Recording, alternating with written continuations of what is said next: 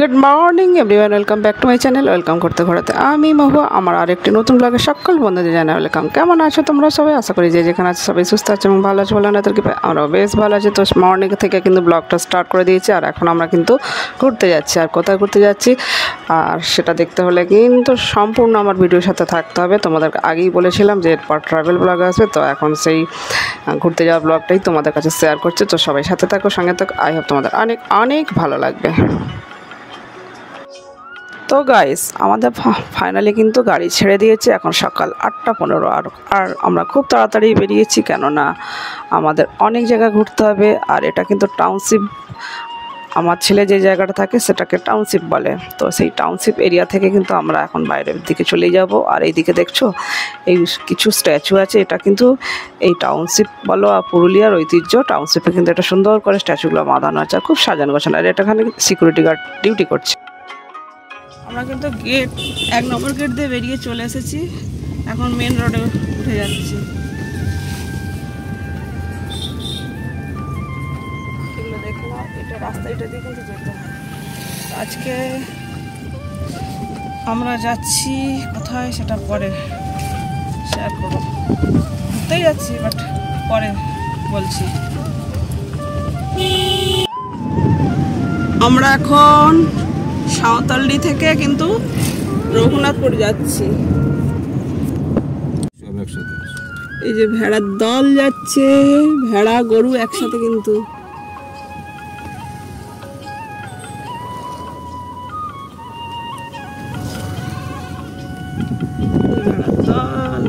তো গাইস, আমাদের গাড়ি কিন্তু তীর গতিতে ছুটেছে, আর দুই দিকে কিন্তু সবুজ বাগান, যেটা জলাজমি বলে, আর কাশফুলের বাগান। দেখতে কার না ভালো লাগে। আমি সেই সুন্দর প্রাকৃতিক সৌন্দর্য দেখতে দেখতে কিন্তু আমরা রওনা দিয়েছি। আর অলরেডি কিন্তু আমরা যাচ্ছি যেখানে, সেটা তোমাদের কাছে শেয়ার তো করবো। এখানে একটা খাবারের দোকান পেয়ে গেছি, কেননা একটা মিষ্টির দোকান পড়েছে। এখানে কচু টুটো পাওয়া যায়, খাবার ব্রেকফাস্টে পাওয়া যায়, কারণ আমরা সকালে ব্রেকফাস্ট করে বেরোতে পারিনি। তো এখানে আমরা কিন্তু ব্রেকফাস্টটা সারবো। তো গাইস, আমরা কিন্তু একটা মিষ্টি দোকানে ঢুকে গেছি, আর এই জায়গাটার নাম হচ্ছে পুরুলিয়ার রঘুনাথপুর। অনেকেই জানো, যারা পুরুলিয়া থাকো তারা অবশ্যই তো চিনবে। তো এই আমরা ব্রেকফাস্ট সারার জন্য কিন্তু অলরেডি এখানে ঢুকে গেছি দোকানে। আর কচুরি আর এখানে এটা ঘুগনি আছে, এই দিয়ে কিন্তু আমরা ব্রেকফাস্ট সারবো। তারপর এখান থেকে আমরা আবার স্টার্ট দেবো আমাদের ঘুরতে যাওয়ার। আচ্ছা, এটা কিন্তু রঘুনাথপুর আসানসোল স্টেট হাইওয়ে কিন্তু এটা।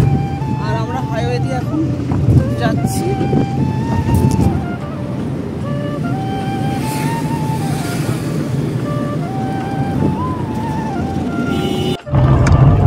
এটা কিন্তু একটা রিসর্ট, ইকো ট্যুরিজম। মানে আমরা গাড়িটা একটু স্পিডে চলে এসছে।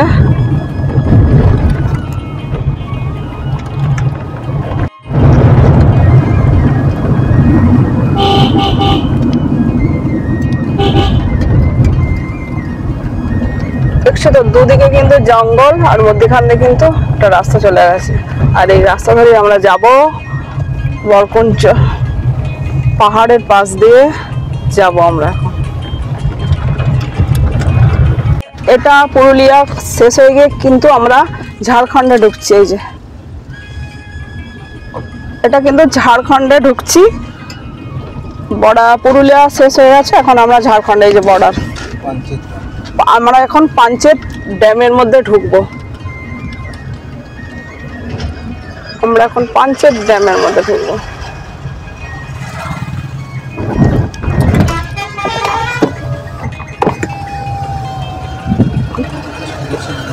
ওই যে দেখছি। তো ফ্রেন্ডস, আমরা কিন্তু ফাইনালি কিন্তু ঝাড়খণ্ডের দামোদর নদী, এটা দামোদর নদীর ধানবাদ জেলার, ঝাড়খণ্ডের ধানবাদ জেলায় কিন্তু দামোদর নদী অবস্থিত। তার মধ্যেই গড়ে উঠেছে পাঞ্চেত ড্যাম। আর আমরা কিন্তু পাঞ্চেত ড্যামের কাছেই চলে এসেছি।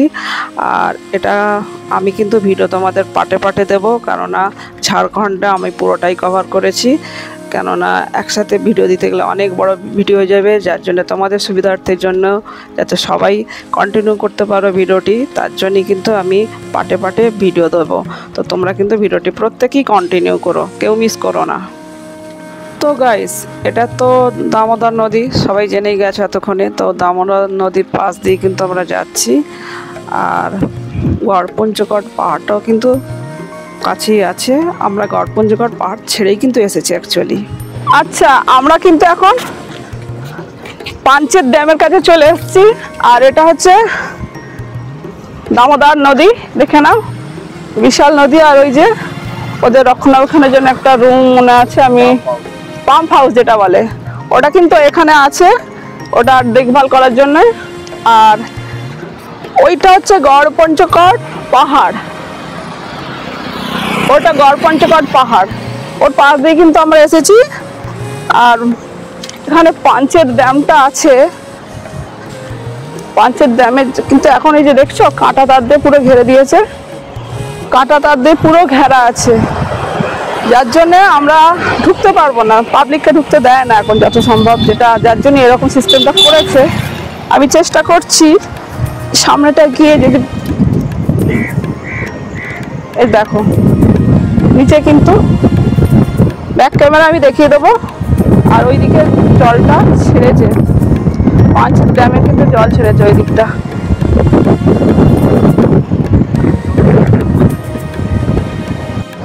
আমি ব্যাক ক্যামেরা তোমাদের একটু দেখে দিচ্ছি, পাঞ্চেত ড্যামের কিন্তু জলটা ছেড়েছে, আর কাঁটা তার দিয়ে ঘেরা আছে, কোনোভাবেই কিন্তু আমি কেন কেউ নিতে পারবে না, এইভাবে আমাদের সবাইকে ভিডিও ক্লিপ দিতে হয়। আর ড্যামের নিচে দেখছো, ওই যে ড্যামের নিচে মানুষের কিন্তু যারা এখানে কাজ করে, এখানে চাকরি করে, তাদের বাড়ি ঘর আছে, অফিস টফিস এইসব আছে, টুকটাক অনেকটাই আছে দেখলাম, যার জন্য একটা ব্যাক ক্যামেরা দেখে দিচ্ছি।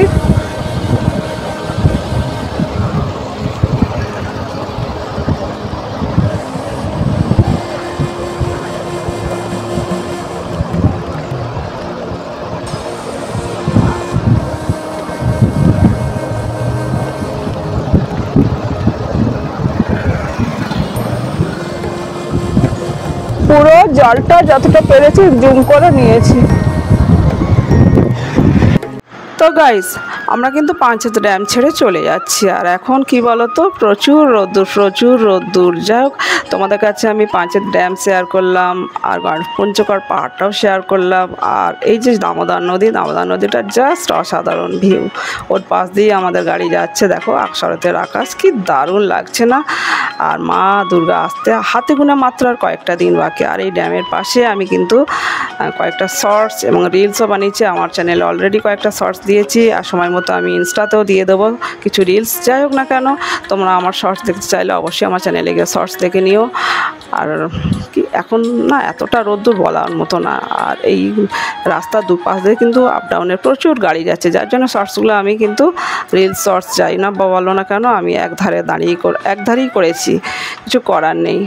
আর আমাদের এখন ফিরতে হবে, আবার অন্য জায়গায় প্রোগ্রাম আছে যাওয়ার।